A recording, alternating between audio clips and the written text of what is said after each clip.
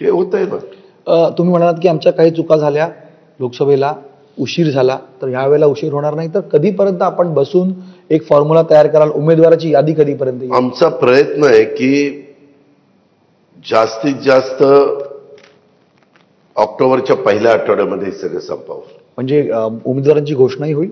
नाही नाही, आता बहुतेकांनी उमेदवाराच्या बाबतीमध्ये समोरच्या विरोधक कोण उमेदवार सिलेक्ट करतायत. विधानसभेच्या निवडणुकीच्या निमित्तानं उमेदवार सिलेक्ट करत असताना थोडंसं इलेक्टिव्ह मेरिट हे बघावंच लागतं.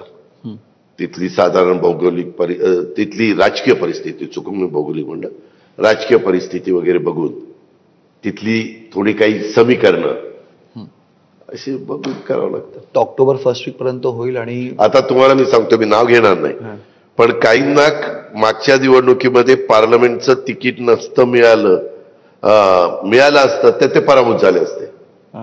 पण तिकीट नाही मिळालं, त्याच्यातनं सहानुभूती मिळून काही जण निवडून आले.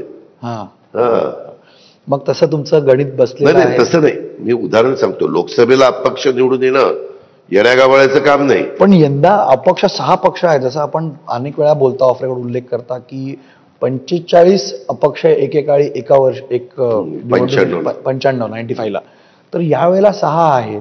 आणि अपक्षांची महत्वाची भूमिका असणार आहे, कारण नाराजी असणार सगळ्यांमध्येच. म्हणूनच असा कॅन्डिडेट काढायचा की तो कॅन्डिडेट वोटरला पण मनामध्ये त्याला पसंत पडला पाहिजे.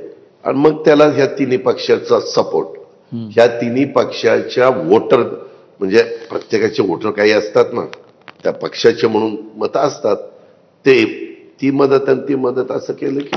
तर विनिबिलिटी क्रायटेरिया जर असला तर काही नावांचे बदल किंवा काही मोठी नावं जाऊ शकतात आणि नवीन चेहरे येऊ शकतात यावेळेला तुमच्या महायुतीमधनं. त्याच्यामध्ये इलेक्टिव्ह मेरिट करता प्रत्येक जण आपापल्या परीने प्रयत्न करणार, आम्ही पण करणार, समोरच्या पण करणार. आणि आपण आधी कुठेतरी